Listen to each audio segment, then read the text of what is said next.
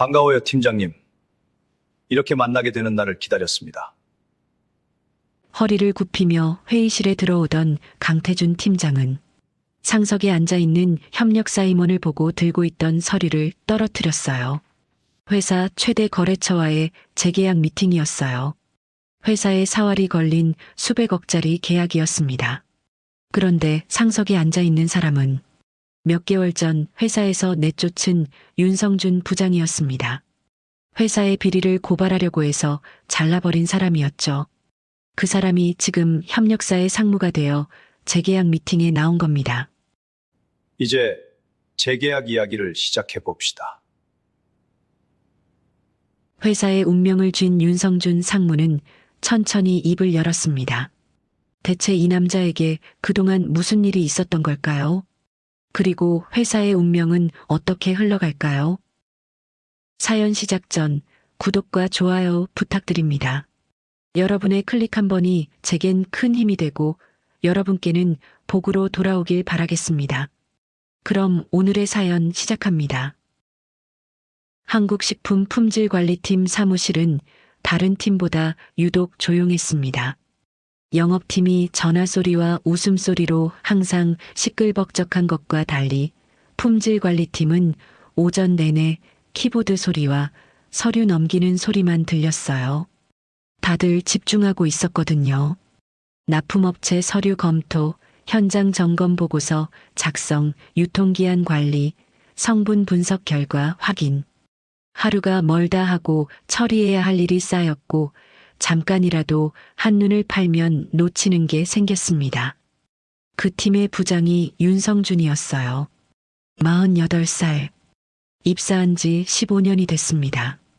식품공학을 전공했고 품질관리기사, 식품기술사 위에 우소중점관리기준 자격증을 갖고 있었어요. 회사에서 납품업체와 품질 관련 분쟁이 생기거나 소비자 민원이 들어오면 가장 먼저 불리는 사람이었습니다. 윤성준은 조용한 사람이었어요. 회의에서 먼저 나서서 말하는 타입이 아니었고 회식에서 분위기를 주도하거나 큰 소리로 웃는 타입도 아니었습니다. 대부분의 시간을 자기 자리에서 서류를 보거나 모니터를 들여다보며 보냈어요. 하지만 일 얘기가 나오면 달랐어요. 수치 하나, 서류 한 장에서 남들이 보지 못하는 걸 짚어냈습니다. 그것도 조용히 확신 있게요. 틀린 게 있으면 틀렸다고 말했고 맞는 게 있으면 맞다고 했습니다. 눈치를 보거나 애둘러 말하는 법이 없었어요. 팀원들이 그걸 알았어요. 이 대리가 입사 첫 해에 윤성준한테 혼난 적이 있었습니다.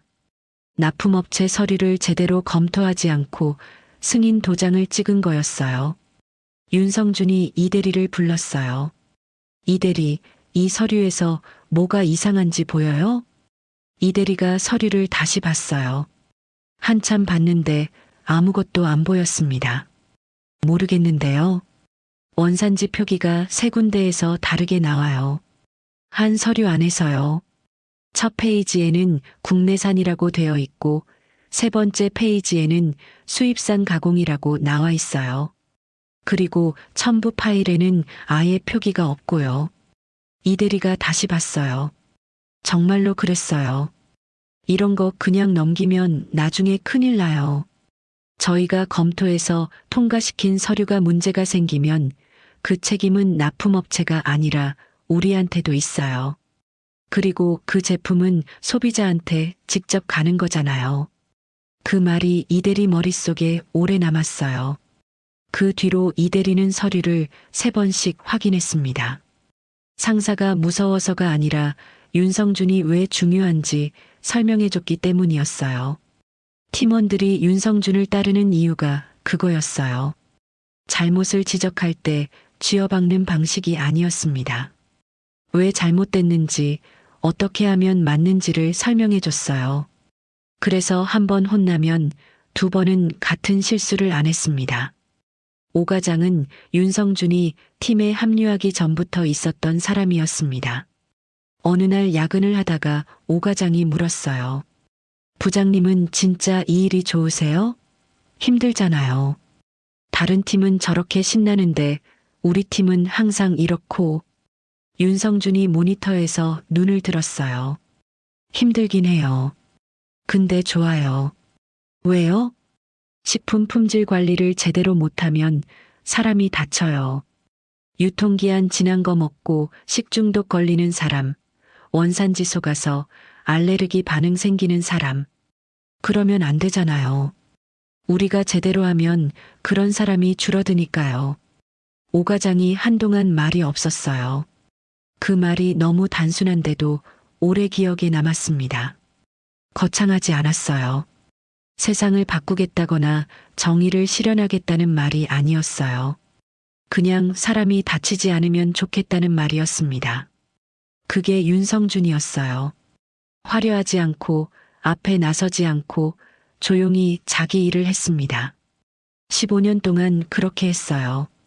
영업팀처럼 실적으로 주목받는 일도 아니었고 기획팀처럼 임원 보고에서 이름이 자주 오르내리는 일도 아니었습니다.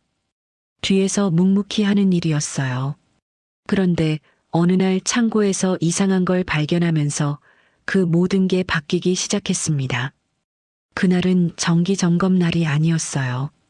납품업체 서류를 검토하다가 수치가 맞지 않는 부분을 발견했습니다. 특정 납품업체에서 들어온 냉장 제품에 입고 수량이 서류상 수량보다 20%가량 더 많았어요. 담당자 실수일 수 있었습니다. 입력 오류도 종종 있었으니까요. 그런데 이상하게 마음이 걸렸어요. 직접 가보기로 했습니다. 창고는 회사 건물 뒤편에 있었어요.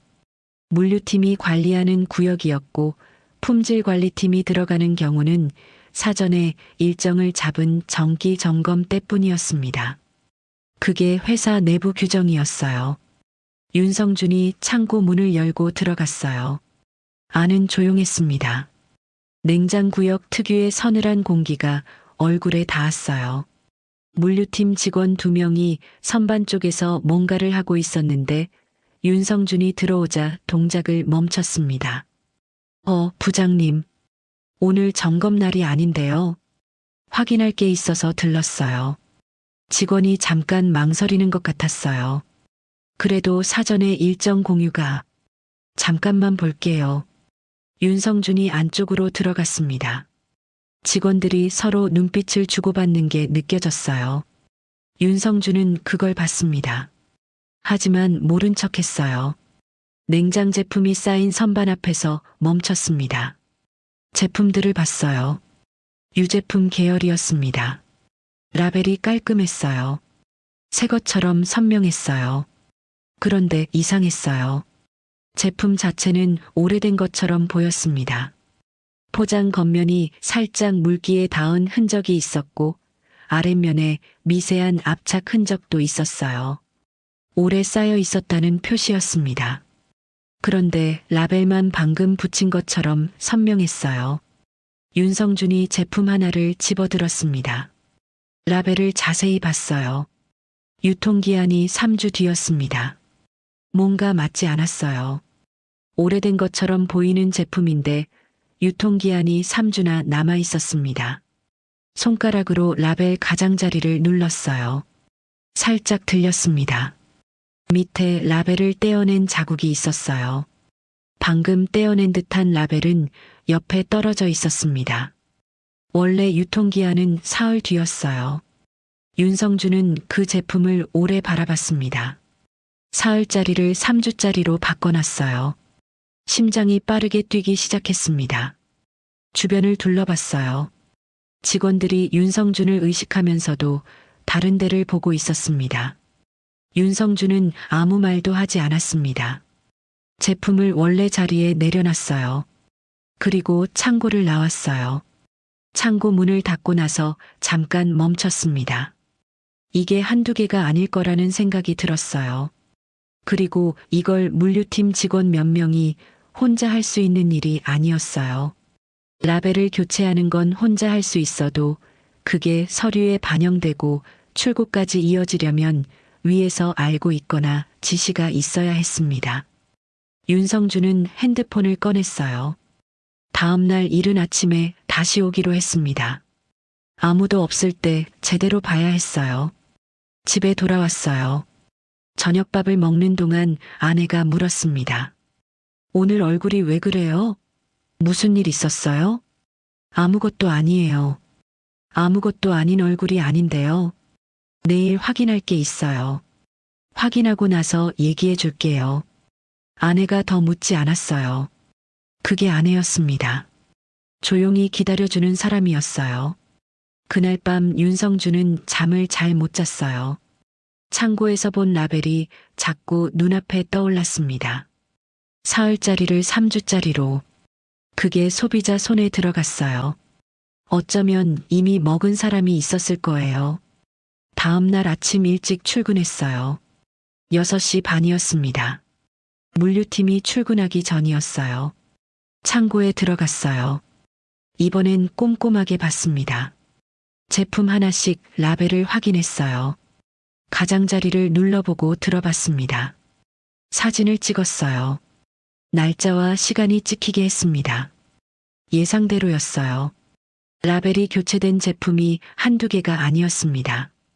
냉장 구역에만 50개가 넘었어요. 그리고 전부 비슷한 방식이었습니다.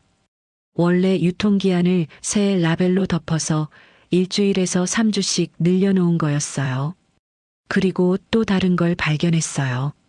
상온 보관 구역 안쪽이었습니다. 국내산이라고 표기된 포장 박스가 쌓여 있었어요. 겉에는 한국어로 된 라벨이 붙어 있었습니다. 그리고 옆에는 내용물을 빼고 버린 듯한 상자가 뒹굴고 있었습니다. 안쪽 접힌 부분에 중국어로 적힌 내용이 있었습니다. 원산지 표기를 번역해 보니 중국 산둥성이었어요.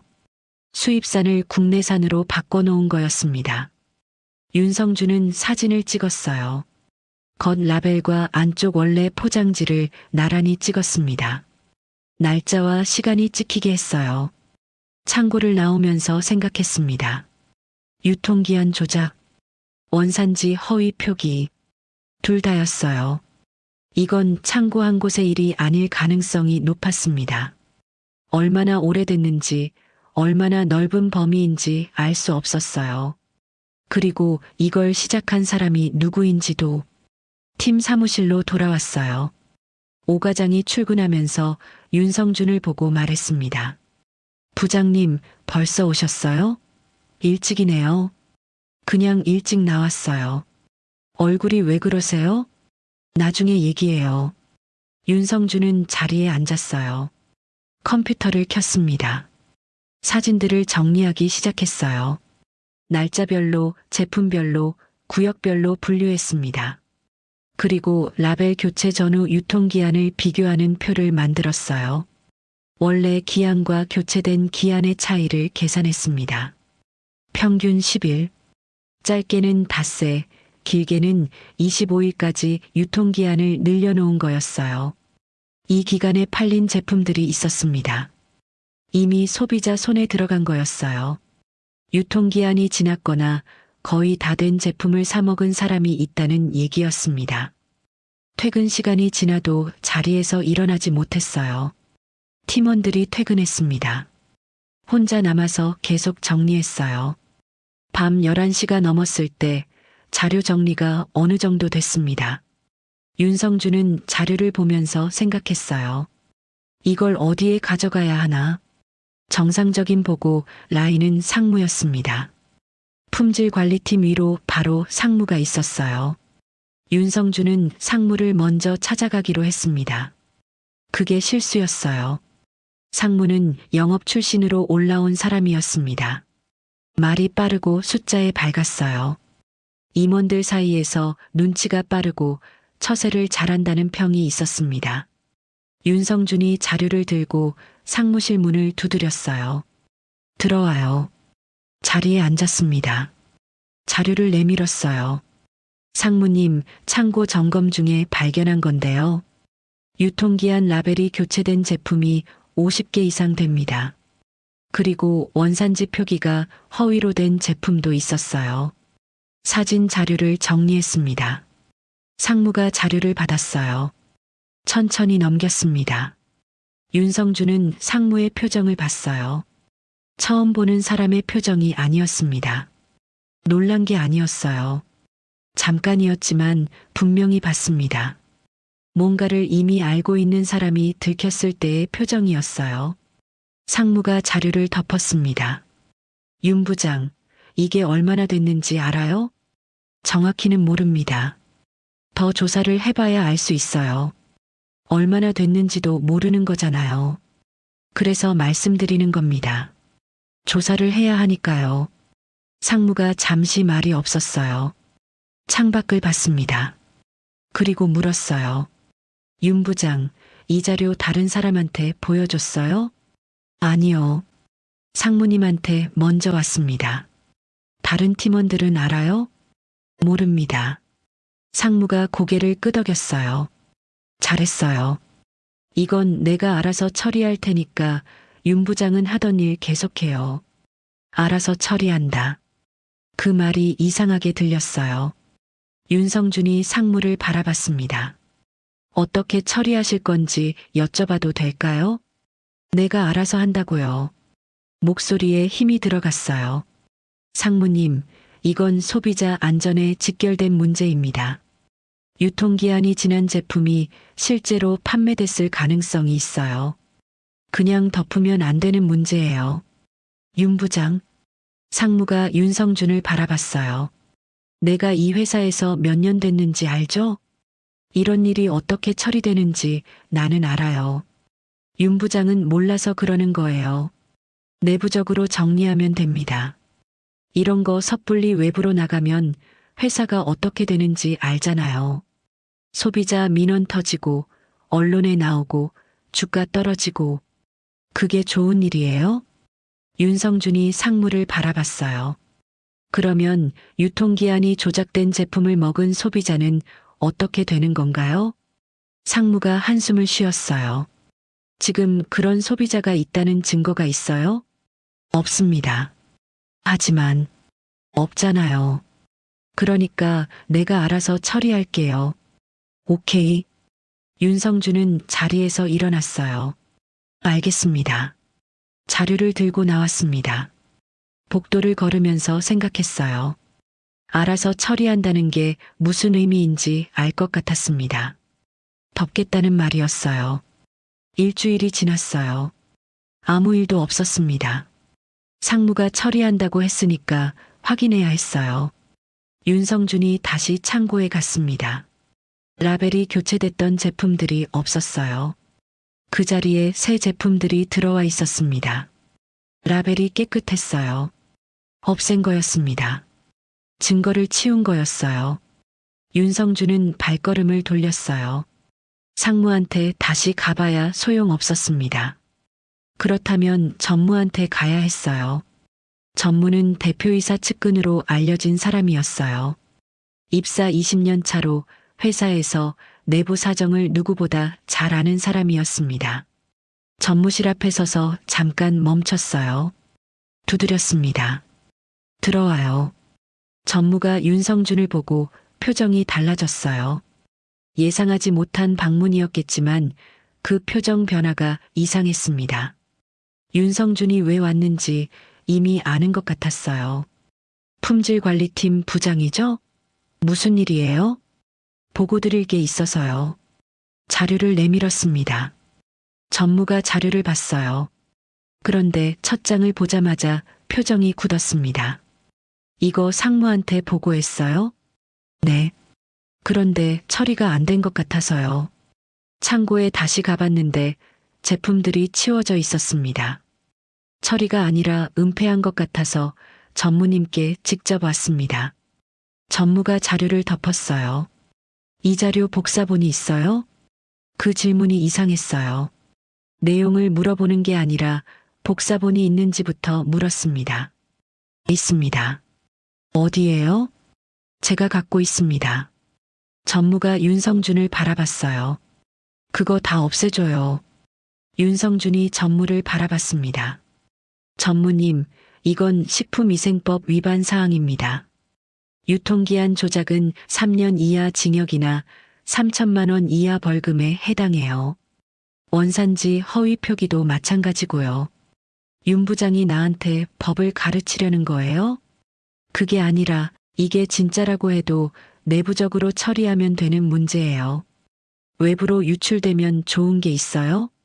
회사가 망하면 직원들 다 길거리로 나앉는 거 알아요? 몰라요? 그게 원하는 거예요? 직원들이 길거리로 나앉는다. 그 말이 묵직하게 들렸어요. 진짜 걱정을 담은 말처럼 들렸습니다. 하지만 윤성준은 전무의 눈빛을 봤어요. 직원 걱정을 하는 사람의 눈빛이 아니었습니다. 전무님, 그러면 내부적으로 어떻게 처리하실 건지 구체적으로 알 수 있을까요? 기한이 언제까지인지도요. 내가 처리한다고 하잖아요. 죄송하지만 상무님도 같은 말씀을 하셨고 결과가 없었어요. 그래서 확인하는 겁니다. 전무가 자리에서 일어섰어요. 윤 부장, 당신 지금 나한테 따지는 거예요? 아닙니다. 확인하는 겁니다. 나가요. 윤성준이 자리에서 일어났습니다. 복도를 걷는데 등 뒤에서 전무실 문이 닫히는 소리가 들렸어요. 그리고 전화 통화하는 목소리가 새어나왔습니다. 야, 품질관리팀 그 부장이 자료 갖고 있다고. 복사본도 있다는데. 어떻게 할 거야? 윤성준은 멈추지 않고 걸었어요. 이제 알았습니다. 상무도 전무도 이미 알고 있었어요. 그리고 둘이 연결돼 있었습니다. 덮으려고 한 게 한 명이 아니었어요. 며칠이 지났어요. 팀원들이 뭔가 이상하다는 걸 눈치채기 시작했습니다. 이 대리가 조심스럽게 다가왔어요. 부장님, 요즘 뭔가 이상해요. 제가 느끼는 건지 모르겠는데 분위기가 달라진 것 같아서요. 무슨 얘기예요? 어제 물류팀 김 과장이 저한테 이상한 말을 했어요. 윤 부장이 요즘 자꾸 긁어 부스럼을 만들려 한다고요. 조심하는 게 좋을 거라고도 했고요. 긁어 부스럼. 상무가 썼던 표현이었어요. 같은 말이 퍼지고 있었습니다. 신경 쓰지 말아요. 그래도 부장님이 걱정돼서요. 혹시 무슨 일이 있는 거예요? 윤성준이 이 대리를 바라봤어요. 걱정해줘서 고마워요. 근데 이 대리는 자기 일만 신경 써요. 이 대리가 고개를 끄덕이고 자리로 돌아갔어요. 윤성준은 생각했습니다. 내부에서는 안 되겠다는 걸 이미 알고 있었어요. 그렇다면 다른 방법이 있었습니다. 납품업체를 직접 만나보는 거였어요.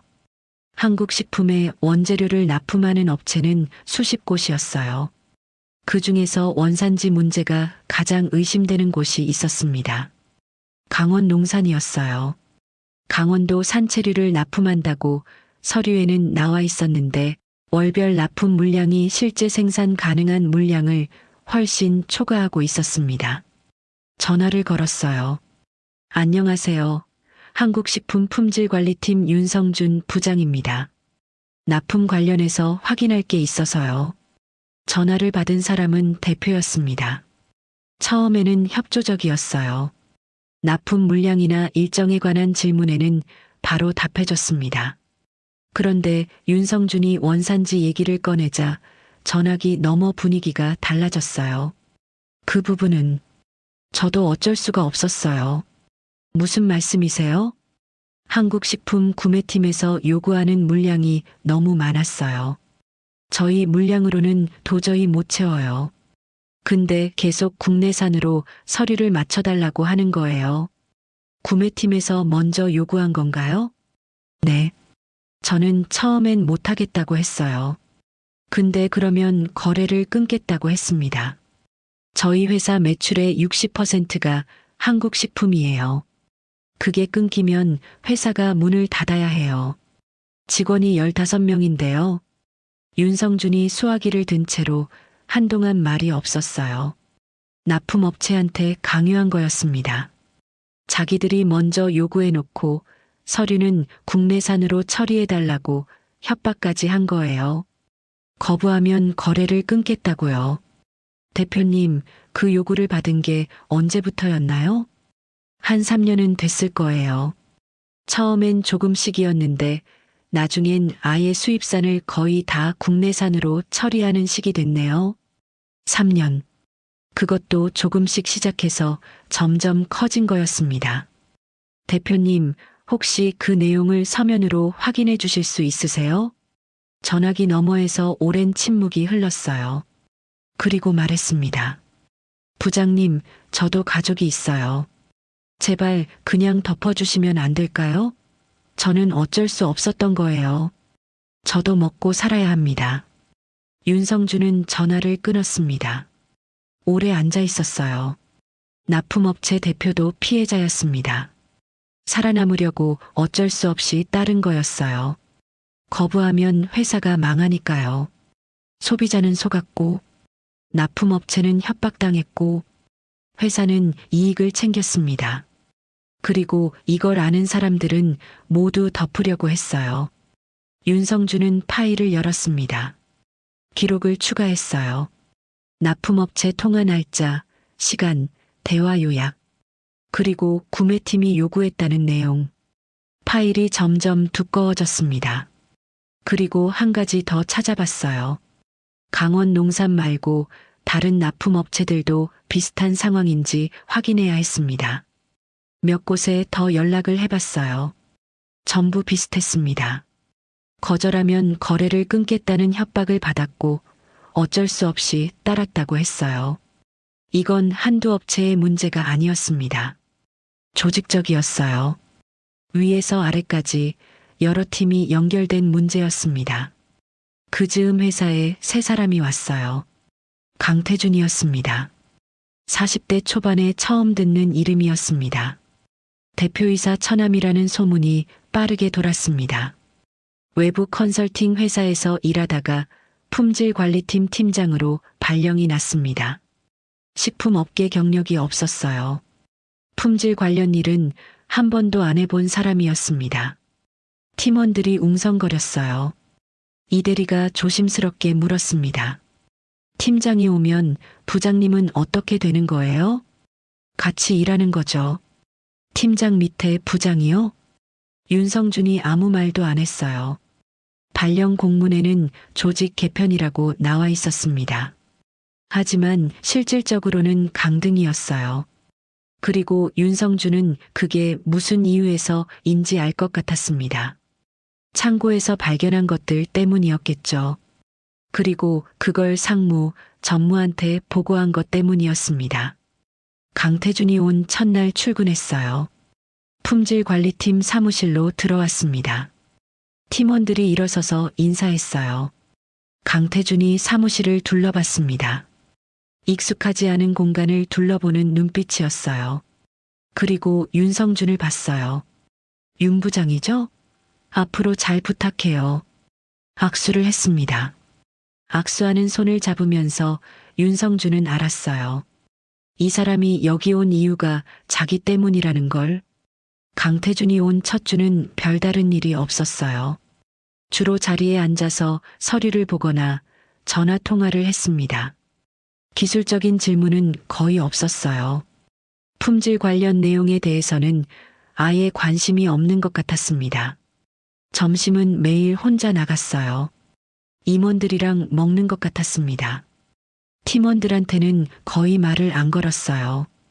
이 대리가 보고서를 들고 갔는데 강태준이 보지도 않고 윤 부장한테 가져가요라고 했습니다. 오 과장이 윤성준 옆에 와서 작게 말했어요. 저분이 뭘 하러 온 거예요? 윤성준이 대답하지 않았어요. 알고 있었으니까요. 다음 주에 강태준이 윤성준을 불렀습니다. 회의실로 갔어요. 강태준이 문을 닫았습니다. 윤 부장, 상무님한테 얘기 들었어요. 어떤 얘기요? 창구건이요. 그리고 전무님한테도 간 것도요. 그래서요? 솔직하게 말할게요. 나는 이 회사 오래 있을 사람 아니에요. 솔직히 그냥 잠깐 거쳐가는 거예요. 그러니까 서로 편하게 지냈으면 해요. 윤 부장이 하던 일 그냥 하면 되는 거고요. 편하게 지내자. 그 말이 무슨 뜻인지 알 것 같았어요. 눈 감아라. 그러면 나도 건드리지 않겠다. 팀장님, 저는 지금 창고에서 발견한 문제가 해결이 안 돼서 상무님, 전무님한테 보고한 거예요. 두 분 다 처리한다고 하셨는데 아무것도 처리가 된 것이 없었습니다. 증거를 없애놓은 게 전부예요. 그건 위에서 판단할 문제예요. 유통기한 조작과 원산지 속임은 식품위생법 위반이에요. 위에서 판단할 문제가 아닌 거예요. 강태준이 윤성준을 바라봤어요. 윤 부장, 내가 솔직하게 말할게요. 말씀하세요. 이거 계속 물고 늘어지면 윤 부장이 힘들어져요. 내가 윤 부장 편이 될 수도 있고 아닐 수도 있어요. 그건 윤 부장 선택에 달린 거예요. 협박이었습니다. 점잖게 포장했지만 협박이었어요. 윤성준이 자리에서 일어났어요. 알겠습니다. 나왔습니다. 그날 집에 돌아와서 아내한테 말했어요. 낙하산이 왔어요. 팀장 자리예요. 사장님하고 무슨 가족이래요? 처남이래요. 아내가 잠시 생각했어요. 그 사람이 이번 일 덮으려고 온 거네요. 그런 것 같아요. 당신은 어떻게 할 거예요? 윤성준이 대답하지 않았습니다. 아내가 더 묻지 않았어요. 밥을 먹었습니다. 그날 밤 윤성준은 오래 생각했어요. 덮고 가는 게 현실적인 선택이었습니다. 하지만 그게 맞는 선택인지는 알 수 없었어요. 다음 날 아침 일찍 출근했어요. 6시 반이었습니다. 자리에 앉아서 파일을 열었어요. 창고 사진, 라벨 비교표, 납품업체 통화 기록, 상무와 전무에게 보고한 날짜와 결과. 전부 날짜별로 정리가 돼 있었습니다. 이걸 식품의약품안전처에 신고할 수 있었어요. 하지만 그러면 내부 고발자가 되는 거였습니다. 직장을 잃을 가능성이 높았어요. 아니, 잃을 거였어요. 거의 확실했습니다. 윤성준은 파일을 보면서 생각했어요. 상무도 알고 있었습니다. 전무도 알고 있었어요. 그리고 이제 강태준 팀장까지 왔습니다. 셋 다 덮으려고 했어요. 그중 한 명도 소비자를 걱정하지 않았습니다. 이 회사 안에서 이 문제를 해결할 방법은 없었어요. 그리고 아내 말이 맞았습니다. 덮고 살 수는 없었어요. 유통기한이 조작된 제품을 먹고 탈이 나는 소비자가 생길 수 있었어요. 지금 이 순간에도 마트 선반에 그 제품이 있을 수 있었습니다. 누군가 그걸 집어들고 있을 수 있었어요. 그걸 알면서 덮는 건 할 수 없었습니다. 자료를 출력했어요. 두꺼운 묶음이 됐습니다. 가방에 넣었어요. 팀원들이 출근하기 전에 나왔습니다. 식품의약품안전처 민원실에 갔어요. 창구에서 상담을 받았습니다. 담당자가 자료를 받아봤어요. 이 정도 자료면 조사 착수 가능합니다. 정식 신고로 접수하시겠어요? 네. 신고자 신원은 가능하면 공개 안 하는 방향으로 하겠습니다만 조사 과정에서 출처가 드러날 수 있어요. 알겠습니다.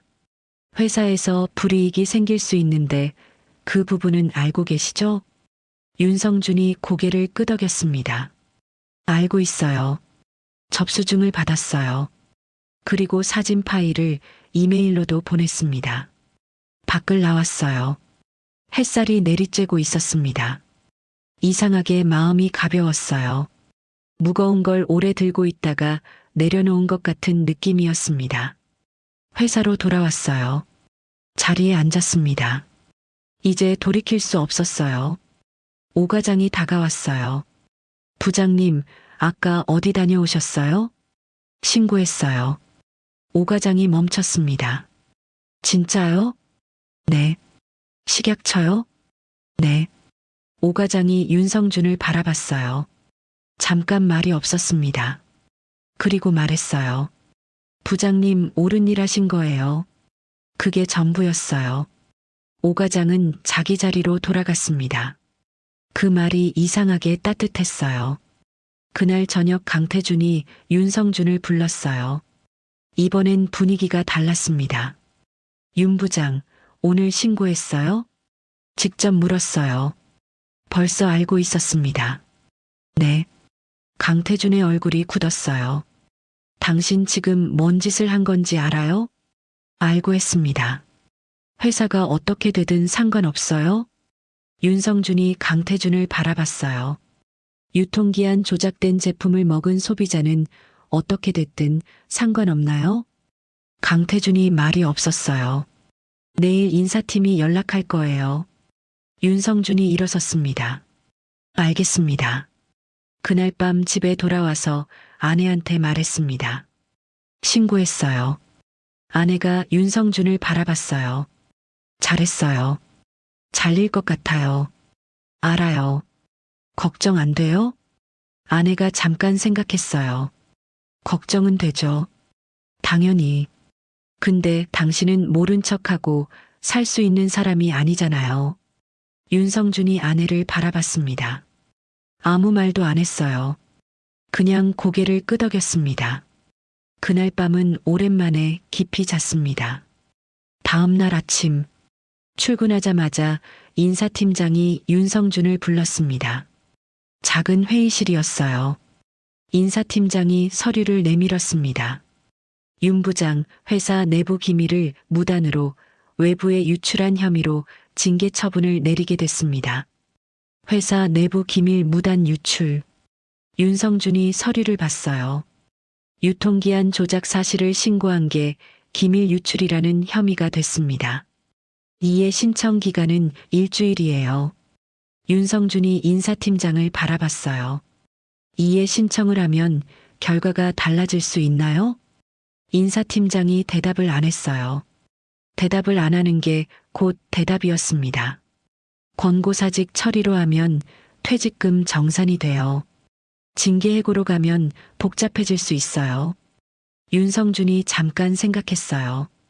이해 신청을 해봤자 소용없으니 퇴직금 정산이라도 제대로 받으려면 권고사직하라는 의미였습니다. 이미 결정이 된 거였어요. 그리고 싸울 힘을 여기에 쓰는 게 맞는지도 몰랐습니다. 사직서에 사인을 했어요. 사무실로 가서 자리에 앉았습니다. 서랍을 열었어요. 개인 물건이 많지 않았어요. 15년을 일했는데 가져갈 게 많지 않았습니다.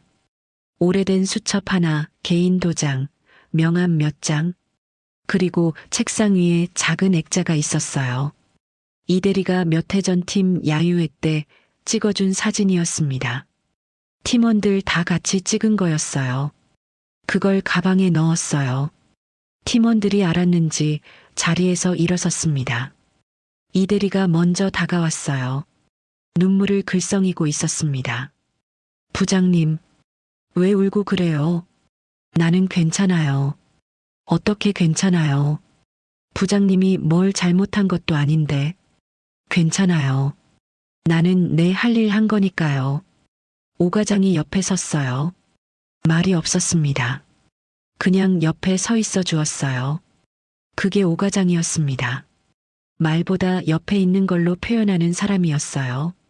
박 대리가 조용히 말했어요. 부장님, 저도 그 창고 사진 봤어요. 부장님이 옳았어요.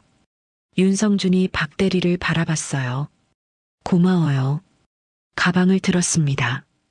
팀원들을 한번 봤어요. 오래 봤습니다.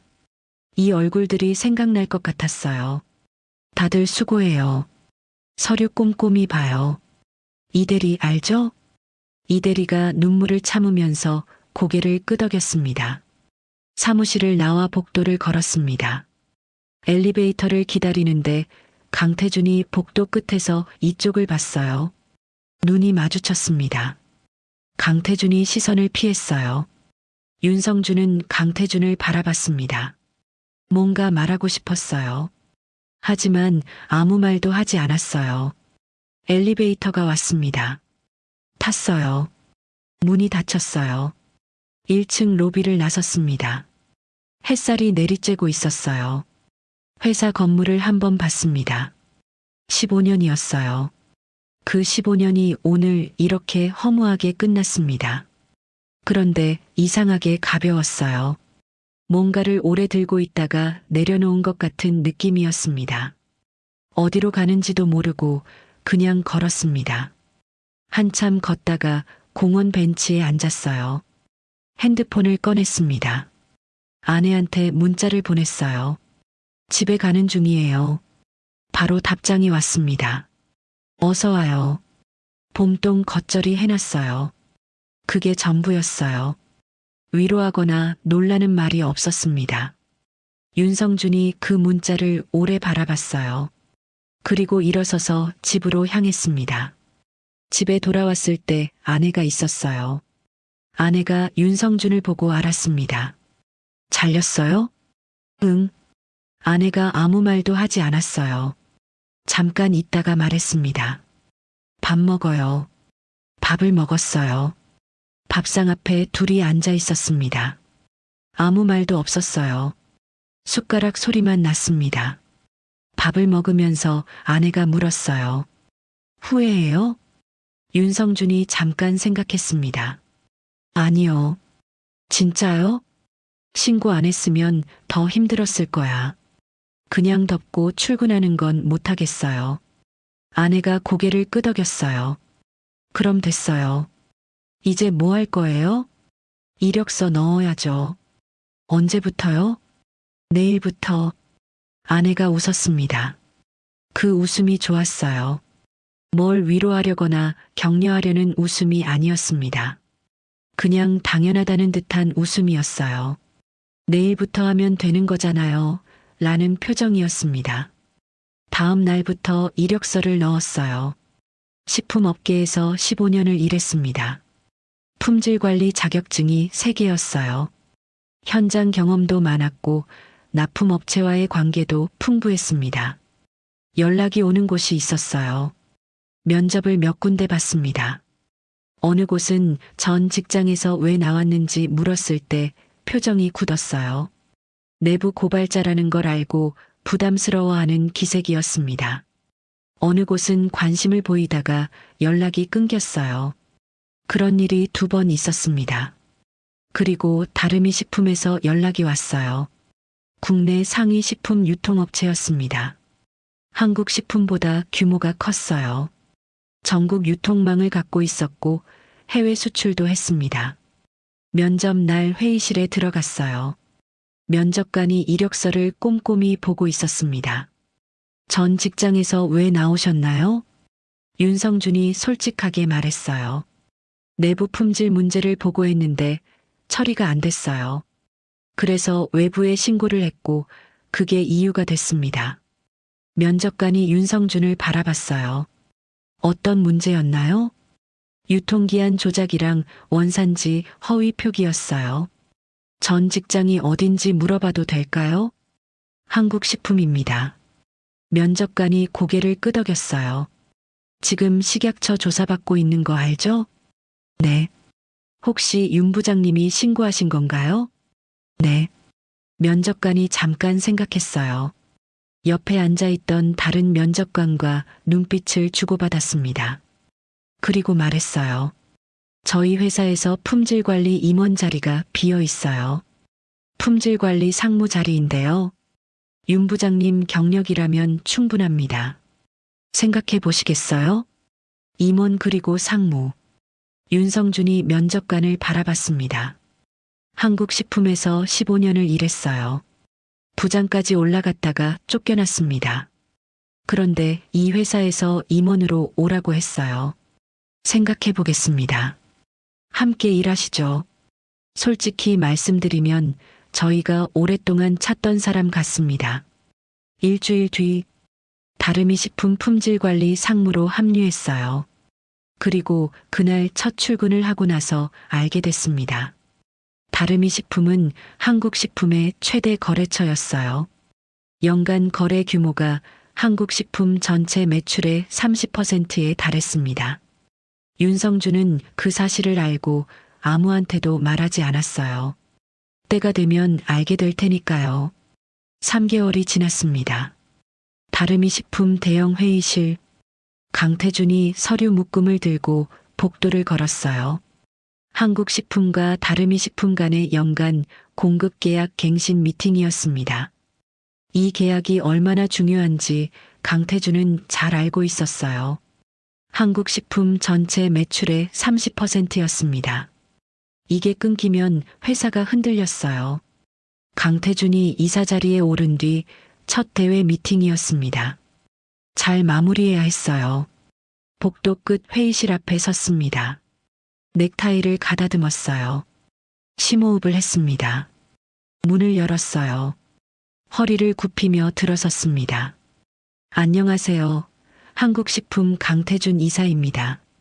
오늘 미팅 잘 부탁드립니다. 그리고 고개를 들었어요. 굳어버렸습니다. 손에 들고 있던 서류 묶음이 흘러내렸어요. 상석에 앉아 있는 사람. 윤성준이었습니다. 감색 정장을 입고 반듯하게 앉아 있었어요. 다르미식품 직원들이 양쪽에 앉아 있었고 윤성준이 가운데 상석을 차지하고 있었습니다. 윤성준이 강태준을 바라봤어요. 표정이 차분했습니다. 반갑네요, 팀장님. 저도 이런 자리가 올 줄 알았어요. 강태준이 아무 말도 못했어요. 흘러내린 서류를 주었습니다. 손이 떨렸어요. 빈자리에 앉았어요.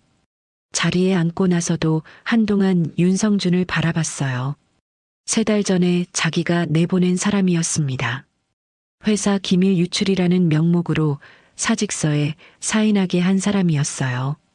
그 사람이 지금 자기 회사 최대 거래처의 임원으로 상석에 앉아 있었습니다.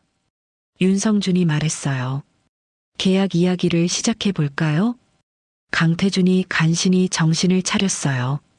네, 이번 연간 계약건으로 왔는데요. 저희가 준비한 조건이... 잠깐만요. 윤성준이 끊었습니다. 저는 먼저 한 가지를 확인해야 할 것 같아요. 무슨 말씀이세요?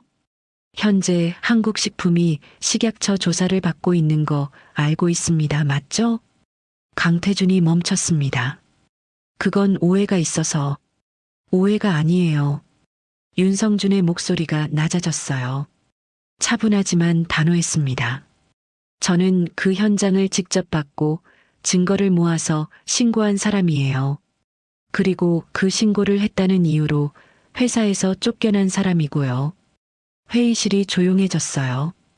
다르미식품 직원들이 윤성준을 바라봤습니다. 강태준은 아무 말도 못했어요. 저희 회사 다르미식품은 납품업체 품질 기준이 엄격합니다. 그리고 거래 파트너사에 대한 기준도 마찬가지예요. 식약처 조사를 받고 있는 업체와 계속 거래를 유지하는 건 저희 내부 기준에 맞지 않아요. 강태준이 식은땀이 나는 걸 느꼈어요. 맞습니다. 그런데 조사 결과가 나오기 전에는 조사 결과는 이미 어느 정도 나와 있는 걸로 알고 있습니다. 윤성준이 서류를 꺼냈습니다. 식약처에서 어제 중간 조사 결과를 통보해줬어요. 유통기한 라벨 교체 사실과 원산지 허위 표기 사실이 확인됐습니다. 강태준이 말이 없었어요. 그리고 납품업체의 원산지 허위 표기를 강요한 정황도 나오고 있고요. 강태준이 테이블 위에 손을 올렸어요. 손이 떨리고 있었습니다. 윤상무님, 저는 그때 어쩔 수 없었어요. 위에서 시킨 거였어요. 저도 처음엔... 알아요. 윤성준이 말했어요. 팀장님이 직접 계획한 게 아니라는 것도 알고 있습니다. 하지만 그렇다고 해서 그 일이 없던 일이 되는 것은 아니죠. 강태준이 눈을 감았습니다. 윤성준이 서류를 테이블에 내려놨어요. 이건 계약 종료 통보서입니다. 강태준이 서류를 봤어요. 한동안 말이 없었습니다. 그리고 말했어요. 이러면 한국식품이 어떻게 되는지 아시잖아요. 알아요. 저희 매출의 30%입니다. 이게 끊기면 저희 회사는 어떻게 되는지 아시잖아요. 그건 한국식품이 알아서 할 일입니다. 윤성준이 말했습니다. 소비자를 속이지 말았어야 했어요. 납품업체를 협박하지 말았어야 했고요. 그리고 옳은 말을 하는 사람의 말을 들었어야 했습니다. 강태준이 아무 말도 하지 못했습니다. 윤성준이 자리에서 일어났어요. 오늘 미팅은 여기까지 하죠. 강태준도 서류를 주섬주섬 챙겨 일어섰어요. 회의실을 나갔습니다. 복도를 걷는데 다리에 힘이 풀리는 것 같았어요. 핸드폰을 꺼냈어요. 상무한테 전화를 걸었습니다. 상무님, 미팅 끝났습니다. 어떻게 됐어요? 강태준이 멈췄습니다. 저희와 거래를 종료하겠다고 합니다. 전화기 너머가 조용해졌어요. 오랜 침묵이 흘렀습니다. 그리고 상무의 목소리가 들렸어요. 갑자기 왜 그러는 거야? 거기 담당 임원이 누구예요? 강태준이 잠깐 생각했어요. 윤성준 상무입니다. 누구? 윤성준이라고 했어요? 전화기 너머에서 아무 소리도 나지 않았어요. 2달이 지났어요. 한국식품에 대한 식약처 조사 결과가 공식 발표됐습니다. 유통기한 라벨 교체 사실이 확인됐어요. 원산지 허위 표기도 인정됐습니다. 납품업체의 원산지 조작을 강요한 사실도 밝혀졌어요. 과징금 20억 원이 부과됐습니다. 일부 제품 리콜 명령이 내려졌어요. 곧 이 소식이 뉴스에 나왔어요. 포털 메인에 떴습니다. 소비자 반응이 폭발했어요. 댓글이 수만 개가 달렸습니다. 오래된 제품을 그값 주고 먹었다는 사람, 갓난아기를 먹이려고 원산지 꼼꼼히 확인하는데 이게 말이 되냐는 사람, 믿었는데 배신당했다는 사람. 불매 운동이 시작됐어요. 마트에서 한국 식품 제품이 팔리지 않았습니다. 온라인 쇼핑몰에서는 불매 목록에 이름이 올랐어요. 주가가 이틀 만에 40% 떨어졌습니다. 다름이 식품 외에 다른 거래처들도 거래를 재검토하겠다는 연락이 왔어요. 최진수 상무가 직위 해제됐습니다. 장현석 전무도 마찬가지였어요. 대표이사가 사과 기자회견을 열었습니다. 직접 카메라 앞에 서서 고개를 숙였어요. 하지만 소비자들의 반응은 싸늘했습니다. 인터넷에는 사과를 받아들일 수 없다는 글이 넘쳤어요. 강태준은 조용히 사직서를 냈습니다. 언론에서 낙하산 팀장이라는 이름으로 잠깐 보도됐어요. 그리고 조용히 사라졌습니다. 윤성준이 다름이 식품 사무실에 앉아서 조용히 뉴스를 봤어요. 자료를 처음 발견했던 날이 떠올랐습니다. 창고에서 라벨을 들어봤을 때, 밑에 원래 유통기한이 나왔을 때, 그 순간의 느낌이 아직도 선명했어요. 그리고 상무한테 보고하러 갔을 때, 전무한테 갔을 때, 강태준이 편하게 지내자고 했을 때, 모든 게 지나갔습니다. 핸드폰이 울렸어요. 오 과장이었습니다. 부장님, 뉴스 보셨어요? 봤어요. 결국 다 드러났네요. 수고해요, 오 과장. 부장님은 어떻게 지내세요? 잘 지내고 계신 거죠? 잘 지내요. 오 과장도 잘 지내요? 저요? 솔직히 요즘 힘들어요. 회사가 뒤숭숭하고 팀장 자리도 비었고요. 잘 버텨요. 오 과장은 잘할 수 있어요. 부장님 없으니까 진짜 힘들어요. 이 대리가 특히 많이 힘들어해요. 이 대리한테 잘해줘요. 전화를 끊었어요. 이 대리한테서도 문자가 왔습니다.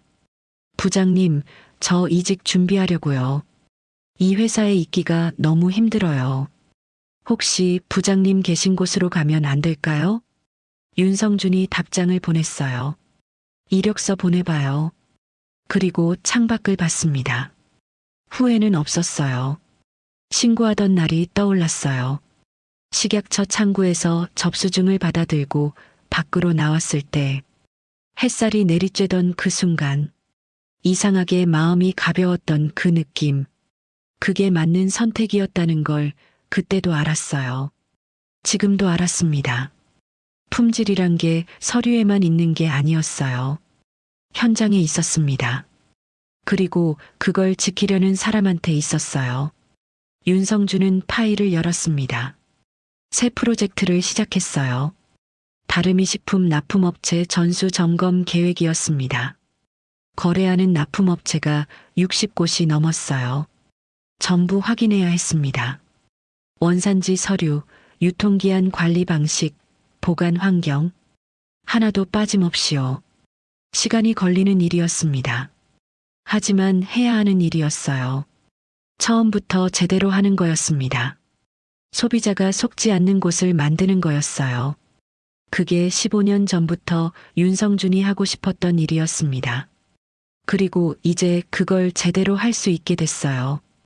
윤성준은 타이핑을 시작했습니다. 창밖으로 햇살이 들어왔어요. 2달이 지났어요. 한국식품에 대한 식약처 조사 결과가 공식 발표됐습니다. 유통기한 라벨 교체 사실이 확인됐어요. 원산지 허위 표기도 인정됐습니다. 납품업체의 원산지 조작을 강요한 사실도 밝혀졌어요. 과징금 20억 원이 부과됐습니다. 일부 제품 리콜 명령이 내려졌어요. 뉴스가 나왔어요. 포털 메인에 떴습니다. 한국식품 유통기한 조작, 원산지 허위 표기, 납품업체 강요까지. 소비자 반응이 폭발했어요. 댓글이 수만 개가 달렸습니다. 불매 운동이 시작됐어요. 주가가 이틀 만에 40% 떨어졌습니다. 최진수 상무가 직위 해제됐어요. 장현석 전무도 마찬가지였습니다. 대표이사가 사과 기자회견을 열었어요. 직접 카메라 앞에 서서 고개를 숙였습니다. 하지만 소비자들의 반응은 싸늘했어요. 강태준은 조용히 사직서를 냈습니다. 윤성준이 다름이 식품 사무실에 앉아서 뉴스를 봤어요. 창고에서 라벨을 처음 들어봤을 때, 밑에 원래 유통기한이 나왔을 때, 그 순간의 느낌이 아직도 선명했습니다. 핸드폰이 울렸어요. 오 과장이었습니다. 부장님, 뉴스 봤어요. 결국 다 드러났네요. 짧은 통화였어요. 그리고 이 대리한테서 문자가 왔습니다. 부장님, 저 이직 준비하려고요. 이력서 보내봐요. 그게 전부였어요. 윤성준은 파일을 열었습니다. 다름이 식품 납품업체 전수 점검 계획이었어요. 후회는 없었어요. 품질이란 게 서류에만 있는 게 아니었습니다. 현장에 있었어요. 그리고 그걸 지키려는 사람한테 있었습니다. 그게 15년 동안 윤성준이 해온 일이었어요. 이제 제대로 할 수 있게 됐습니다. 창밖으로 햇살이 들어왔어요. 오늘 이야기처럼 세상엔 아직 따뜻함이 남아 있습니다. 여러분이 눌러주시는 구독과 좋아요는 그 따뜻한 이야기를 전하는데 정말 큰 힘이 됩니다. 그 따뜻함을 계속 전할 수 있도록 구독과 좋아요 한 번씩 눌러주세요. 그리고 댓글로 주인공에게 한 줄 응원도 부탁드립니다. 늘봄 드라마였습니다.